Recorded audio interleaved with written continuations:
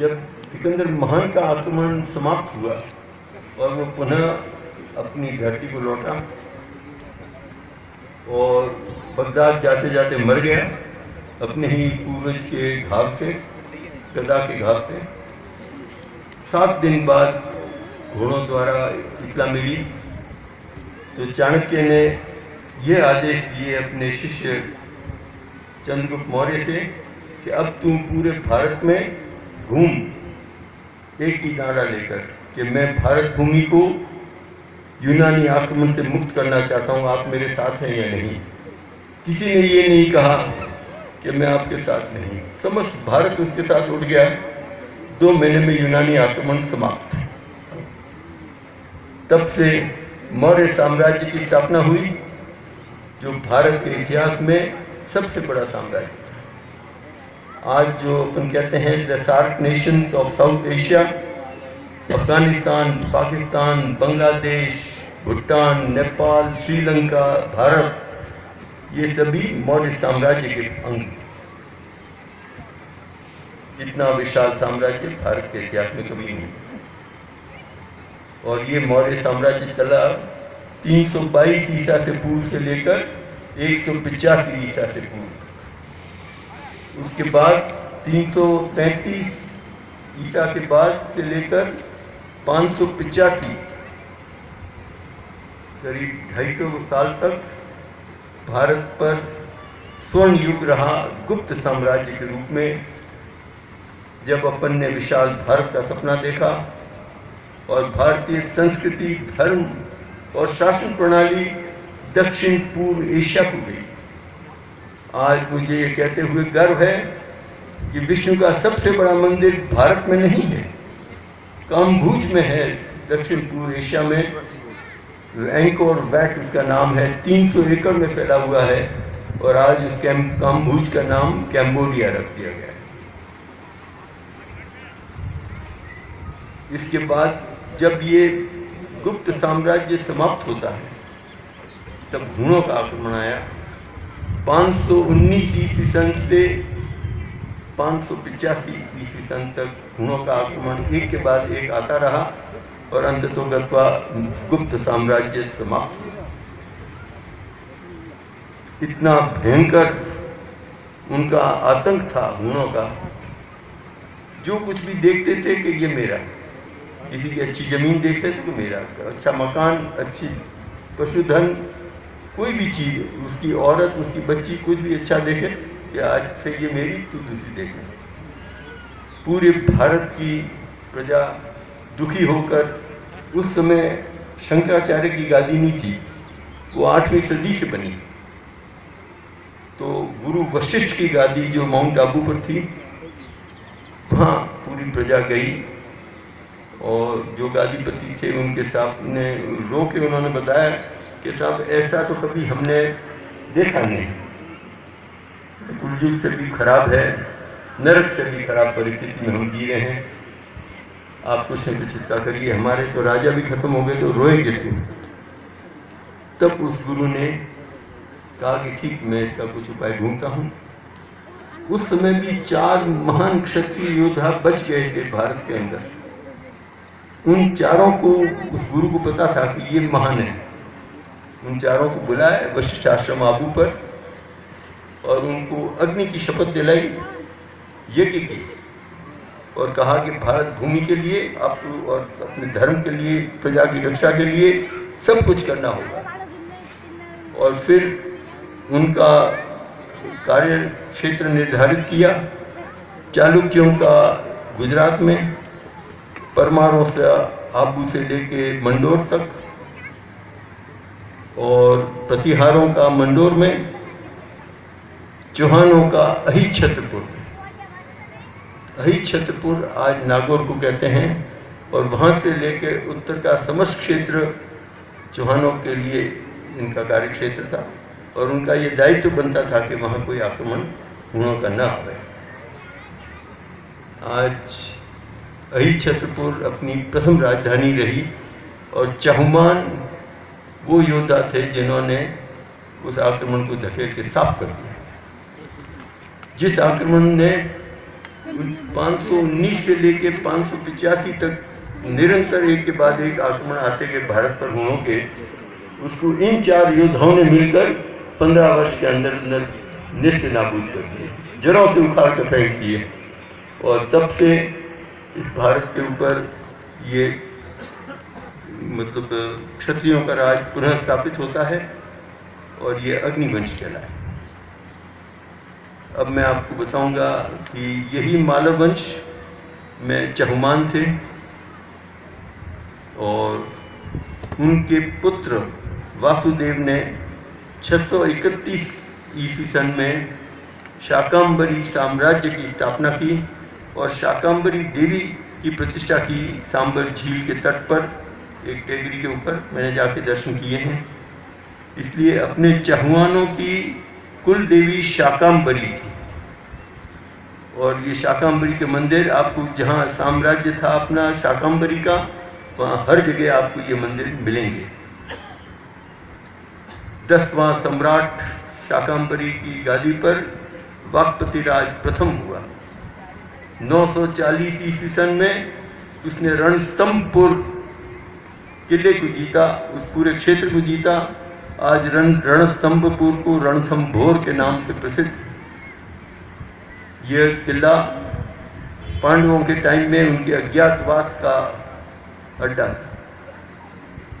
मैंने सब किले देखे हैं दुनिया में, रणथंभोर की ये विशेषता है कि आप जब तक उसके बिल्कुल दरवाजे पर नहीं पहुंचते हैं तब तक वो किला दिखता नहीं। ऐसा अज्ञातवास और महान किला है। विश्व के अंदर जितने किले हैं उसमें रणथंभोर का अग्रगण्य श्रेणी में नाम। वाकपति राज प्रथम के 3 पुत्र थे। बड़े सिंहराज जो शाकंभरी की गादी पर रहे, उन्हीं के वंश में पृथ्वीराज चौहान हुए।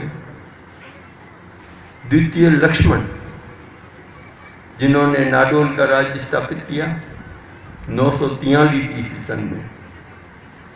और राज्य स्थापित कैसे किया? विश्व के इतिहास में एक अनोखा उदाहरण है महाराज लक्ष्मण का। एक घोड़े पर चढ़कर शाकंभरी से चले। उस समय ये रीत थी कि जब एक योद्धा अपने किस्मत को आजमाने के लिए जाता है तो घोड़े का एक चमड़े का बड़ा बैग मोहरों से भरा जाता था, सोने की मोहरों से, हाई वैल्यू और छोटा उसका रूप। वो भरकर पूरे शस्त्र पार्टी के साथ घोड़े पर बैठ के अपनी किस्मत आजमाने के लिए चले। जब नंदूल नगर में पहुंचते हैं, नंदूल नारद मुनि के नाम से इस नगर का नाम था, जो बाद में नाडोल कहलाया।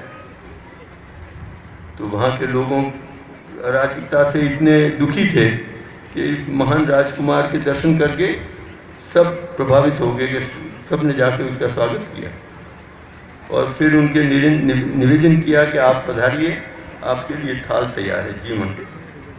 जैसे ही महाराज लक्ष्मण भोजन के लिए बैठे और पूरे गांव में हका उठा कि गांव की गायें चोर उठा के ले जा रहे हैं। महाराज लक्ष्मण ने उसी वक्त हाथ धोकर उठे, घोड़े पर कूदकर गए, सभी दुष्टों के सिर काट दिए और उन गायों को लाकर वापस सौंप दी। लोग इतने प्रसन्न हुए पूरे नगरवासी नाडोल के कि उन्होंने उसी वक्त उनका राज तिलक कर दिया और तब से वो नाडोल नरेश बने। और जो राज्य उन्होंने स्थापित किया एक घोड़े से, एक व्यक्ति ने, ये विश्व का एक महान उदाहरण है। इसी नाडोल राज्य का नाम पड़ा सप्तशत भूमि, जिसके नीचे शुरुआत में 700 गांव थे। बाद में इसका भयंकर विस्तार हुआ। राज्य तो स्थापित हो गया है, परंतु सेना कहाँ है? अकेला राजा, एक घोड़ा, उसका शस्त्र पार्टी। यदि कोई भयंकर आक्रमण आए तो क्या करेगा? उस विचार से महाराज लक्ष्मण ने माँ भगवती की आराधना की कि माँ मुझे कुछ मार्गदर्शन दे, मुझे सहायता दे, मैं अकेला तो मेरे हिम्मत से ये राज्य स्थापित किया, पर आज कोई भयंकर आक्रमण आएगा तो मैं अकेला क्या करूँगा। मेरे को यदि सेना भी स्थापित करनी है तो घोड़े चाहिए, घोड़े के लिए पैसे चाहिए, खर्चा चाहिए, क्योंकि घोड़ा तो टैंक की तरह कीमत से ही आता है। तब माँ भगवती ने उनको स्वप्न में कहा कि बेटा कल एक सुबह से शाम तक जितना बड़ा क्षेत्र के तू बाढ़ कर सके वो मैं रात को घोड़ों से भर दूंगी। तो महाराज लक्ष्मण ने पूर्ण प्रयास करके एक बहुत बड़ा बाड़ा बनाया और माँ भगवती ने उसी रात्रि को 12,000 घोड़ों से उसको भर दिया। वो घोड़े थे किसी सुल्तान के जो उस रास्ते से जा रहे थे।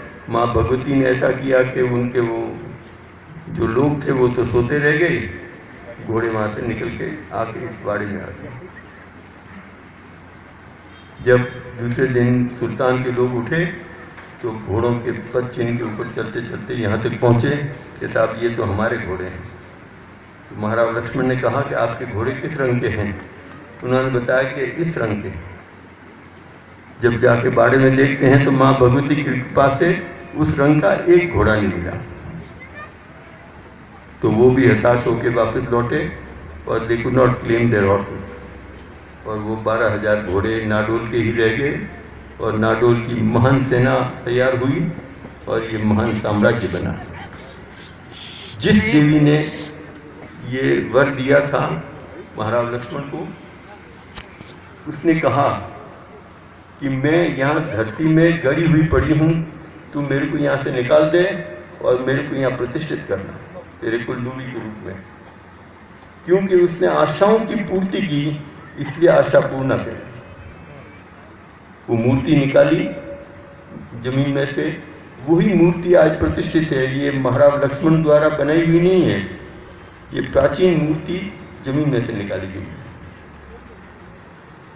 जिस देवी अपन देवी के अब क्या स्वरूप है? आद्य शक्ति। उसके 3 महान स्वरूप है, महाकाली, महालक्ष्मी, महासरस्वती। फिर दूसरे स्वरूप आते हैं। तो 2 स्वरूप इसी एक मूर्ति में है, महाकाली और महालक्ष्मी के। इसको ललितांबिका कहा गया है। आप यदि इसके देखेंगे तो आयुध एक तरफ महाकाली के हैं, एक तरफ महालक्ष्मी के हैं, और वाहन उल्लू का है जो महालक्ष्मी का है। ये विशेषता है। इस देवी को ललितांबिका कहा गया है, जिसमें महाकाली और महालक्ष्मी का स्वरूप साथ में हो, और यही अपनी तब से कुल देवी शाकांबरी की जगह आशापूर्णा कह रहे हैं। 943 ईस्वी सन में ये नाडोल का राज्य महान साम्राज्य के रूप में इसने अपना कार्य किया। और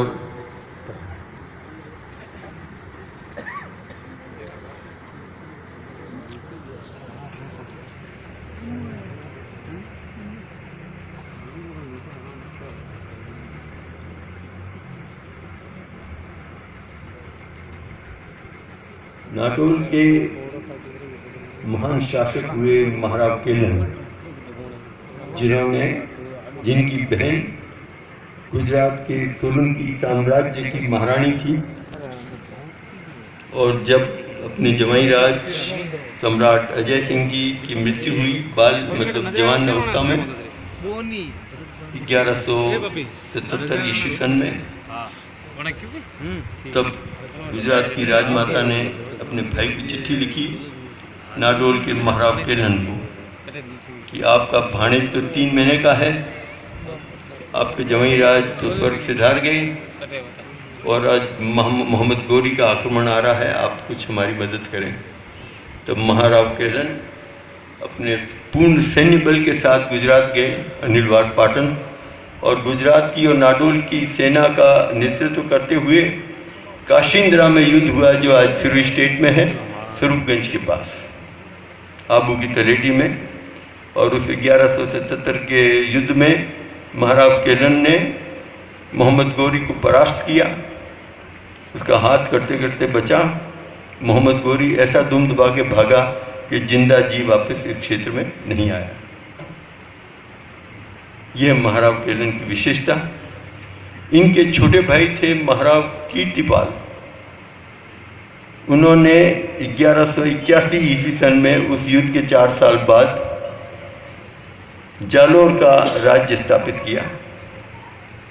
वहाँ से 1183 में बाड़मेर का राजधानी थी किराड़ू, उस पर अपना आधिपत्य स्थापित किया और उस युद्ध में वो वीर गति को पामे। तब उनके राजकुमार समर सिंह जी जालोर के राजा बने। समर सिंह जी के 2 पुत्र थे, बड़े उदय सिंह जी जो जालोर की गादी पर रहे, महान प्रतिभाशाली शासक बने, और द्वितीय पुत्र थे मान सिंह जी, जिनको माणिक राय के नाम से प्रसिद्ध हैं। उन्होंने 1206 ईस्वी सन में सिरोही राज्य की स्थापना की और मैं उनसे इस गादी पर 38वां उत्तराधिकारी हूँ। और यहाँ एक से जब सिरोही आए हैं तब तक तो अपन सोनीग्रा कहलाए। नाडोल पर थे तब चौहान कहलाते थे। जालोर जाने के बाद क्योंकि स्वर्णगिरी उस पहाड़ का नाम है इसलिए सोनीग्रा कहलाए, और सिरोही आने के बाद अपन देवरा कहलाए। महाराज माणिक राय के पुत्र थे देवराज। 1228 ईस्वी सन में सिरोही की अधिष्ठात्री देवी मातृका उन पर प्रसन्न हुई, और वो प्रसंग कैसा हुआ कि अपने होली के दिन थे तो लोग बाग सब नाच कूद में प्रसन्न रहते थे। गांव की जितनी बच्चियां थी वो सब भी गरबा नाचती। होली का सॉरी ये नवरात्रि के दिन थे, गरबा नाचती, और उसमें माँ भगवती भी पहाड़ से गुफा से निकल कर आती, उस गरबा में शरीक होती, वापस चली जाती। लोगों ने महाराज देवराज जी से कहा कि बाकी सब तो बच्चियां गांव की आती है, नाचती है, चली जाती है अपने अपने घर, ये अद्भुत लड़की कहाँ से आती है? पहाड़ से आती है, पहाड़ को जाती है अर्धरात्रि को, इसको कोई डर नहीं, न शेर का, न डाकू का, न किसी और का। महाराज देवराज जी ने कहा कि इसका पता लगाना चाहिए कि कौन है। जब अर्धरात्रि को गरबे समाप्त हुए और वो कन्या वापस पहाड़ को चली, महाराज देवराज जी पीछे पीछे चले। पहाड़ की तलेटी में पहुंची तो उसने मुड़ के कहा उस कन्या ने कि राजा तू मेरा पीछा क्यों करता है? उसने कहा कि मैं इस धरती का राजा हूँ, मेरा दायित्व बनता है कि हर एक की सुरक्षा का ध्यान रखूँ। आप अकेली कन्या हैं और इस अर्धरात्रि को इसे भयानक जंगल में अकेली जा रही, ये मैं जानना चाहता हूँ। तब माँ ने अपना असली स्वरूप बताया कि मैं देवी स्वयं हूँ, और फिर उन्होंने आशीर्वाद दिया। क्या आशीर्वाद दिया? कि आज मैं तुमको आशीर्वाद देती हूँ कि सिरोही की गादी पर जो राजा बैठेगा, आज मैं छिपों के वंश की जो कपड़े सीते हैं उस वंश की कन्या के रूप में कपड़े पहन के आई हूँ और गरबे नाचे हैं। इसलिए जब कभी सिरोही का राजा गादी पर बैठे तो छिपों की इस वंश की, भवसार वंश की कन्या जिसको शादी हुए 6 महीने से अधिक नहीं हुए हों, उसके रक्त से, अनामिका उंगली के रक्त से राज तिलक हो तो ये गादी अटल रहेगी। 1228 ईस्वी सन से लेकर आज तक सिरोही की गादी की यही परंपरा चली आ रही है, और मातृका की कृपा से ये राज अटल है। ये आप सब मेरे भाई हो, इसलिए आपको ये बातें समझाना आवश्यक था। तो माँ आशापूर्णा 943 से अपनी महाराज लक्ष्मण और नाडोल से अपनी कुलदेवी है। उसके पहले शाकांबरी को अपन पूजते थे, पर ये भी शाकांबरी का ही एक स्वरूप है।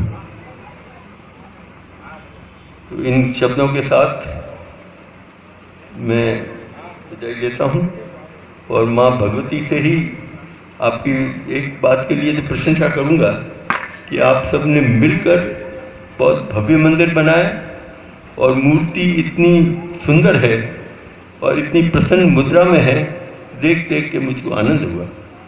इसके लिए आपको बधाई देना चाहता हूँ और इसी माँ भगवती से विनंती करता हूँ कि आप सब भाइयों की बहनों की ऐसा जीवन में विकास हो जैसे शुक्ल पक्ष की चंद्रमा की कलाएं एकम से दूज, दूज से तीज, तीज से चौथ निरंतर बढ़ती जाती है, ऐसा ही आपका जीवन में विकास हो। इस उपलक्ष्य में संस्कृत की स्तुति है, मैं आपको सुनाता हूँ।